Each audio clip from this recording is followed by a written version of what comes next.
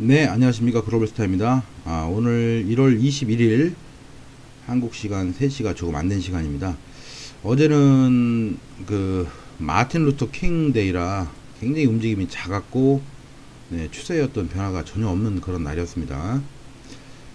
유로 달러 간단히 살펴보면 일단은 지난 금요일의 하락, 제가 금요일 날 시황에서도 이런 형태의 모습들을 잘 염두에 두라는 말씀을 드렸었어요. 역시나 예상대로 그런 하락이 만들어졌고요. 또 일단은 추세선 하단에서 일단은 멈춘 모습입니다. 현재까지요. 이런 추세선이 지금 이렇게 존재하고, 그 다음에 피보나치 레벨로 우리가 이렇게 이제 그어보면 이게 가장 최근 수익입니다.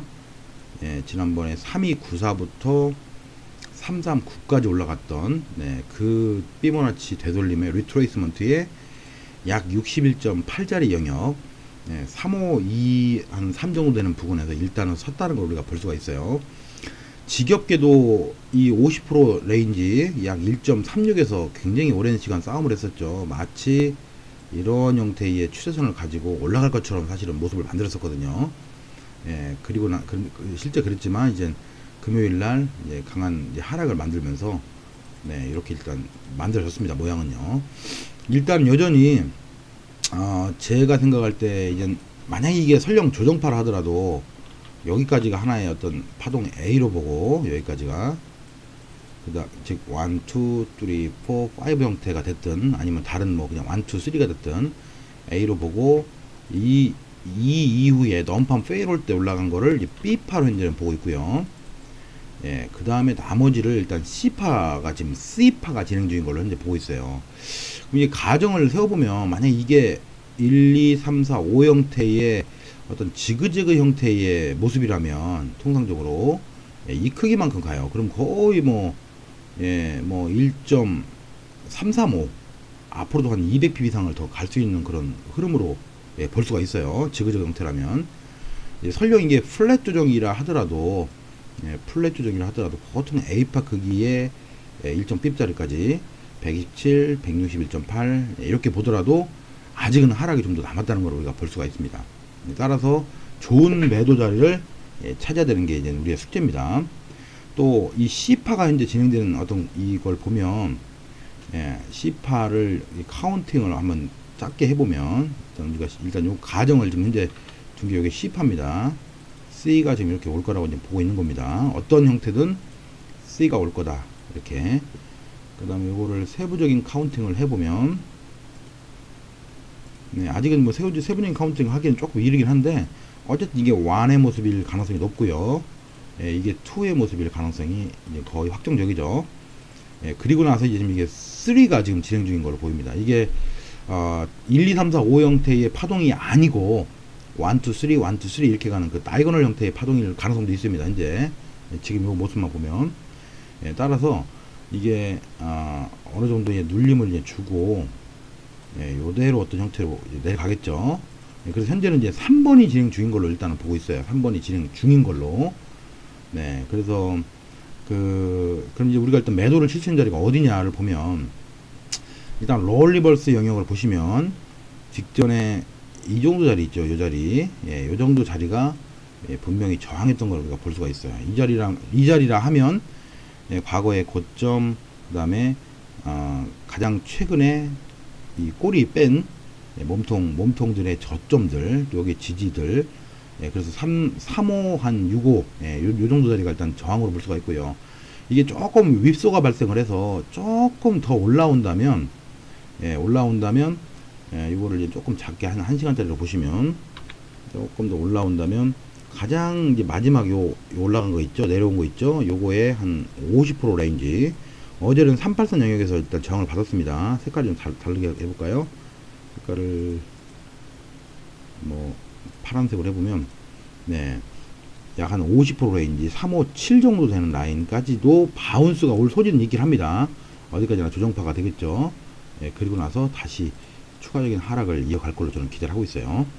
그래서 일단은 어제 뭐 하루 종일 그냥 뭐 아주 지지부진한 흐름이었어요. 뭐 또 선물장이 조기 마감을 하다 보니까 뭐 메이저들이 그냥 대놓고 그냥 이런 식으로 만든 이후에 아침에 아시아 세션에서 그냥 바로 무너져 버렸죠.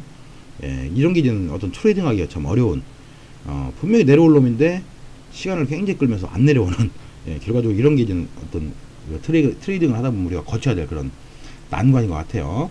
그 다음에 추세선 레벨을 한번 보면, 일단은 여기에서 시작된 요 하락이, 죄송합니다.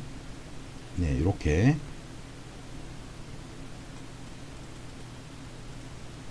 여기에서 잡아야 되겠네요. 여기에서 시작된, 예, 요런 하락이 있어요. 요런 하락. 예, 아슬아슬하게 거치고 꼬리가 살짝 있었지만 여기서 거쳐서 결과적으로는 지금 이제 오후장에 이제 유럽장 곧 시작을 할 텐데, 예, 한 요 정도 레벨, 어제 고점 레벨 정도까지는 한번 바운스가 할 소지가 있어 보여요.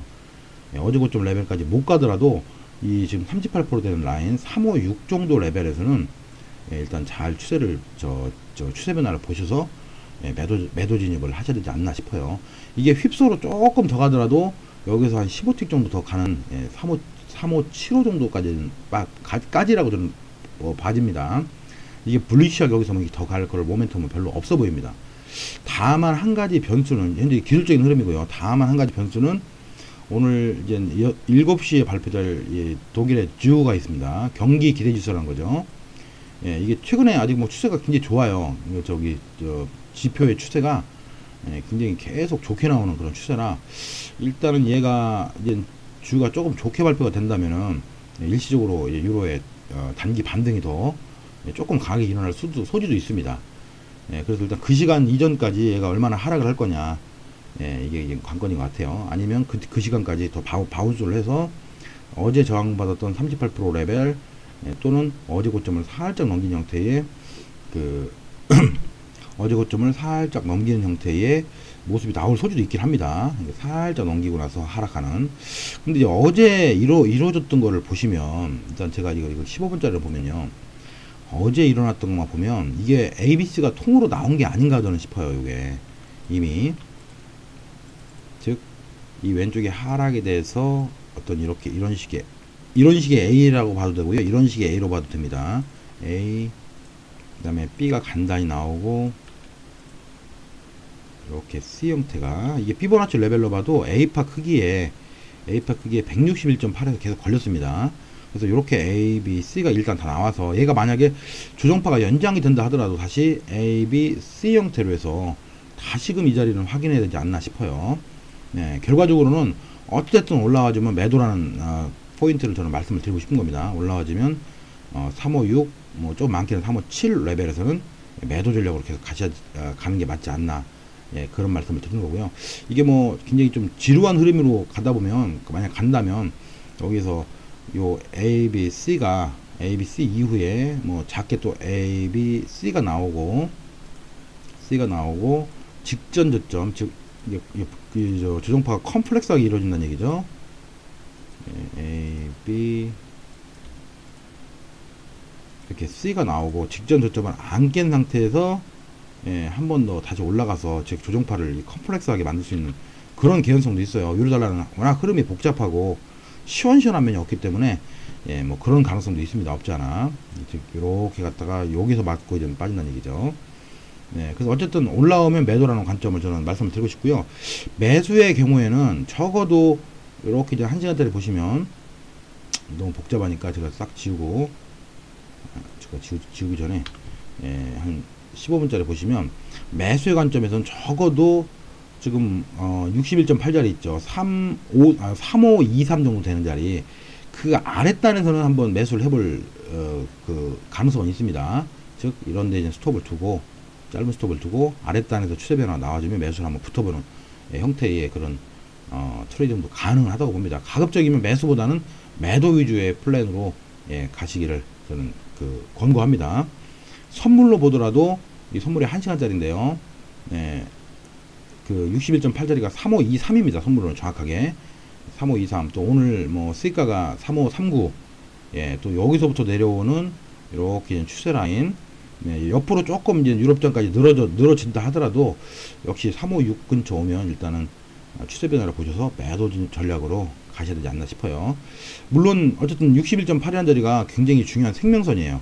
유로달러로 놓고 보면 즉 그동안에 이게 강한 상승을 이제 그 이루어왔던, 예, 굉장히 오랜 기간의 상승 추세를 만들어 왔던, 이렇게 이게 좀 일봉으로 볼까요? 일본을 보시면 굉장히 오랜 기간의 이런 상승 추세를, 예, 작년에 가장 상승률이 높았던 통화가 유로입니다.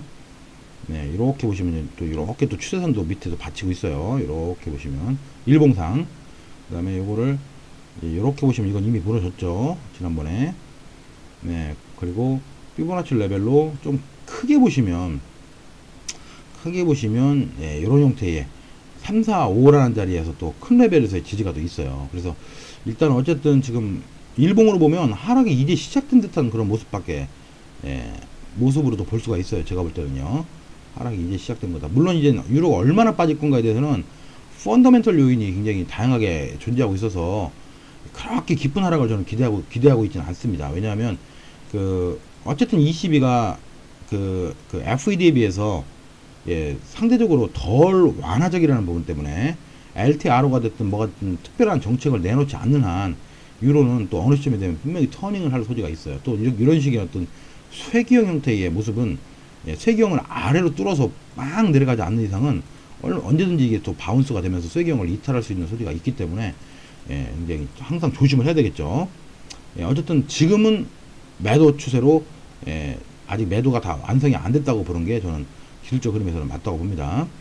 예, 따라서 좋은 매도 자리, 뭐 일단 롤리벌스 영역으로 보면 어제 저항받았던 영역 있죠. 예, 그 영역 근처 이런 어떤 지지가 있었고, 이 지지가 뚫렸으니까 여기가 이제 저항이 되겠죠.